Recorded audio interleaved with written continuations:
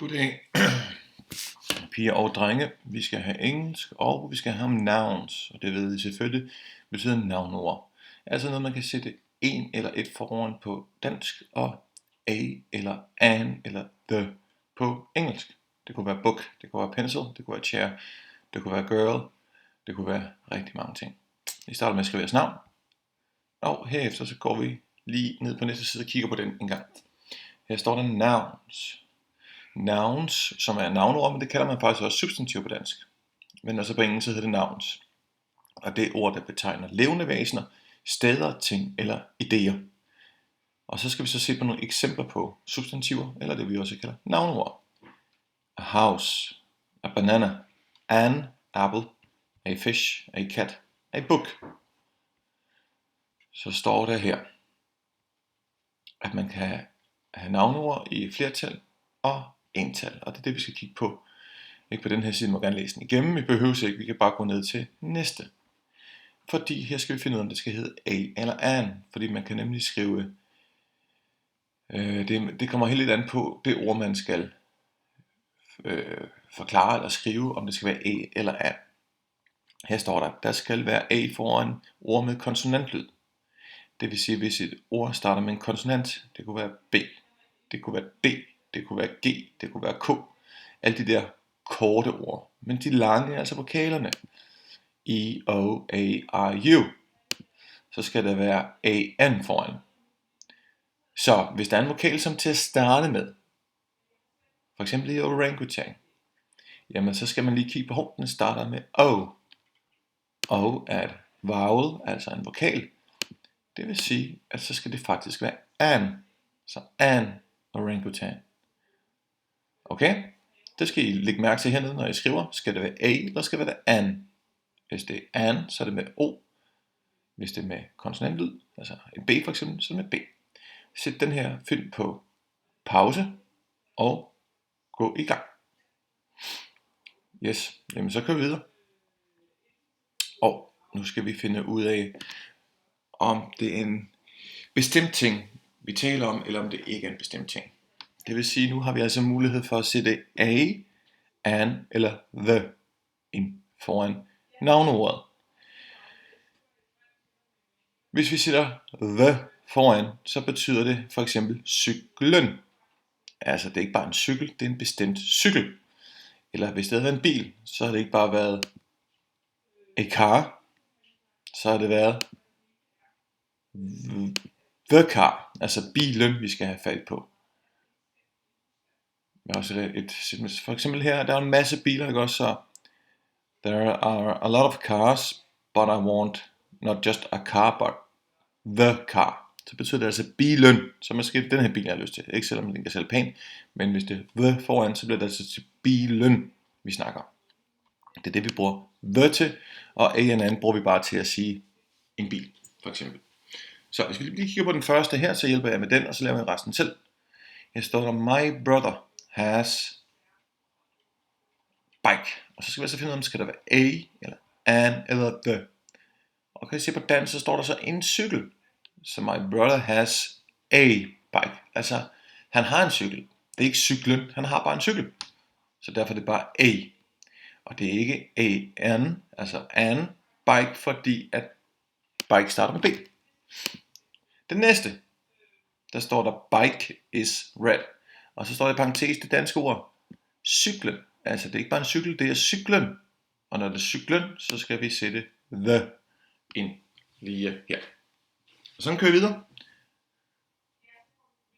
Og så skal I huske stadigvæk, om det er a, an eller the, I skal sætte den, ikke? Husk at kigge på vokalen, og om der er konsonanter, og om det er en bestemt ting, eller om det ikke er en bestemt ting. Sæt den på pause, og gå i gang. Godt, nu går vi videre. Her står der ental og flertal. På engelsk er hovedreglen for substantiver / navnord, at der tilføjes et s, når der taler om flertal. For eksempel, one book, two books. Dejligt nemt, ikke? En bog, jamen det er bare en bog, one book. Men to bøger, altså two books. Så sætter vi bare et s på til sidst. Det kan man altid prøve, hvis man ikke ved, hvordan det skal skrives i flertal. Så skal man altid prøve at skrive et s. Der kommer flere regler lige om lidt. Det vil sige, nu skal I sådan set bare skrive ordet plus et S. Der er det nemt. One boat, 3. One cat, 2. Det kan I sagtens. Alright. Sæt den på pause. Og gå i gang. Nu bliver det lidt sjovere, mine fine venner, fordi nu har vi noget med igen ental og flertal.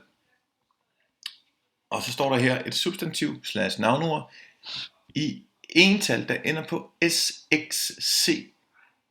Undskyld, SXZ, CH eller SH får i flertal tilføjet endelsen ES. Og one bus, altså bus, ender på S. Det vil sige, så skal vi bare have et ES på. 2 buses. Dejligt nemt. Lad os lige kigge på den her, den laver jeg lige sammen med jer, og så kan I få lov til at lave resten selv. Nu skal vi skrive flertalsformen for ikke one box, but many. Og så skal det selvfølgelig være boxes. Men vi kan ikke sætte et S på. Det er ikke BOX, så vi må gå op og kigge på vores regel. Altså et navneord, substantiv i ental, der ender på S, får i flertal tilføjet endelsen ES. Dejligt nemt. Many boxes, det vil sige BOXES. BOXES. Dejligt nemt, ikke? Så der er altså nogle regler for det hele, og der er også undtagelser. Kig på resten. Læg mærke til, hvad de ender med. Og så gå op og kig. Okay. Værsgo og gå i gang. Ental og flertal skal vi nu igen arbejde med. Et substantiv i ental, der ender på konsonantlyden efterfulgt af Y, får i flertalsformen erstatte ydet med IES. Vi gør det bare præcis på samme måde. Nu skal vi bare lægge mærke til, om det ender på Y, fordi så skal der bare tilføjes et IES, hvis det er flertal. Så altså one baby. En baby, så er det bare med et Y. Men 2 babies, så fjerner vi simpelthen ydet og smider det i skraldespanden.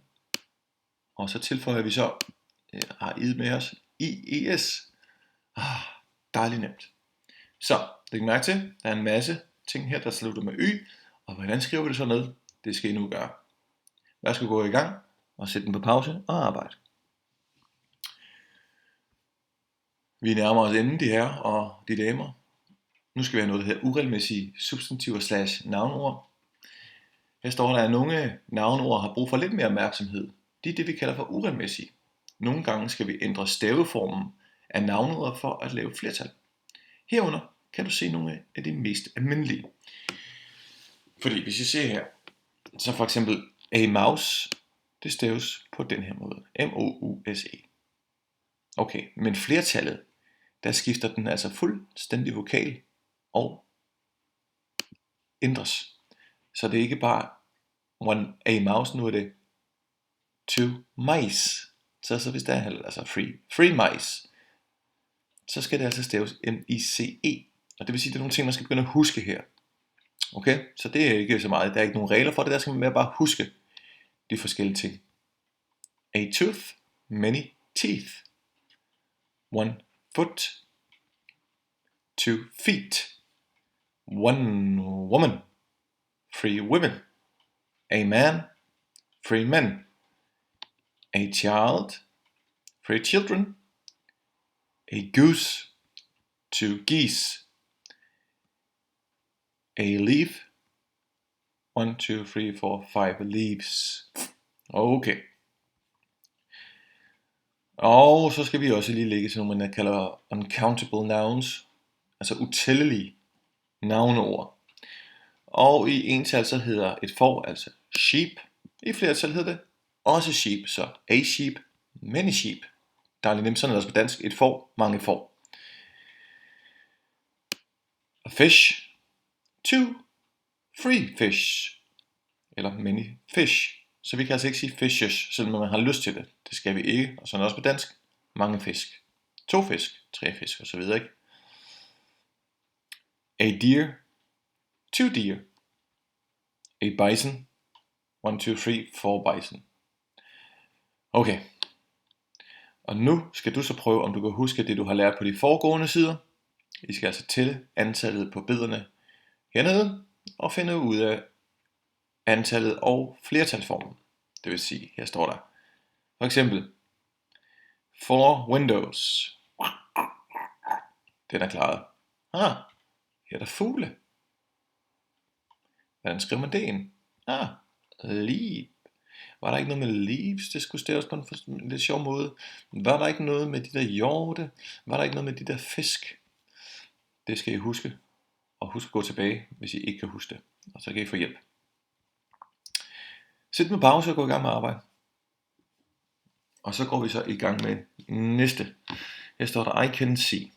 Kig grundigt på billedet og til, hvor mange du kan se af hver. Skriv antallet og flertalsformen, som vist i det øverste eksempel. Herover har vi ord, der hjælper os. Der står a rooster, a hen, window, 3, cow, horse, pig and sheep. Okay? En rooster, det betyder en hane, en hen, eller a hen betyder en høne. Her har vi et billede, hvor vi skal lægge mærke til tingene.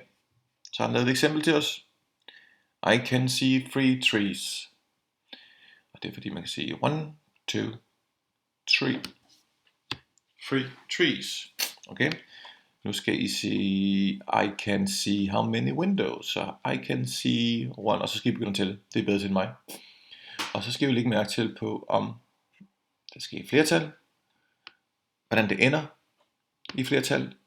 Alt det, I lige har arbejdet med, skal I vise på den sidste side, I nu kan. Gør det så godt I kan. Det er det eneste, jeg forventer. God fornøjelse.